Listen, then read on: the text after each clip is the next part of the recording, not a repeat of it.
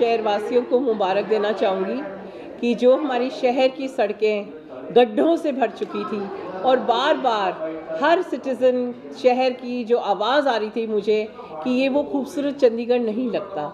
शहर में जगह जगह पे गड्ढे हो चुके थे, तो वो सड़कें हम बनाने की पूरी कोशिश कर रहे हैं। और इसी खुशी में मैं अनाउंस करना चाहती हूँ कि आज 100 करोड़ की लगभग 100 करोड़ की सड़कें हमारी मार्च के महीने तक बन जाएंगी। तो हम जो हमारे को रिवाइज्ड एस्टीमेट की उम्मीद है वो दिसंबर एंड तक आएगा और वही पैसा लगाकर हम सारी सड़कें बनाने की कोशिश करेंगे। पायलट प्रोजेक्ट का एक आज स्टेटस रिपोर्ट आई है तो हमने उसको डिटेल में पढ़ा है।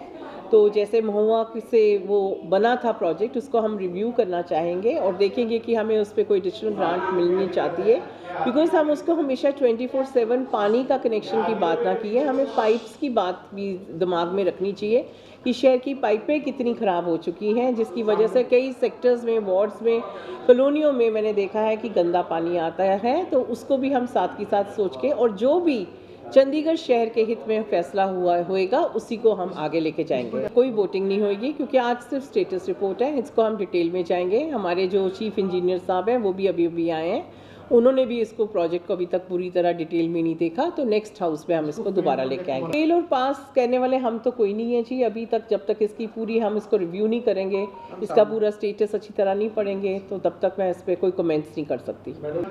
पूरी उम्मीद है मुझे कि हमने, जैसे आपने पेपरों में भी पढ़ा होगा अखबार के जरिए, कि 100 करोड़ तो हमें प्रॉपर्टी टैक्स में आ गया, जो कि एक ऐतिहासिक फंड आया है। मुझे लगता नहीं कि अभी तक इतना कभी फंड आया है। उसके साथ साथ 125 करोड़ एक आया है, उसके बाद यूनिपोल्स अगर पास होते हैं तो 15 करोड़ उसका आ रहा है, और 10-12 हमारे चौक्स भी पास हो गए, उसका एडिशनल एडवर्टाइजमेंट फीस वो भी आ रही है। और इसके साथ साथ हमें रिवाइज्ड एस्टीमेट में एक्सपेक्टेड है कि हम दिसंबर में हमें 100-150 के लगभग करीब हमें वो भी मिलेगा। तो मैं समझती हूँ कि जो एक महापौर की कुर्सी 30 जनवरी को संभाली थी, जब मेरे पास तनख्वाह देने के पैसे नहीं थे और मुझे प्रोविडेंट फंड तोड़ के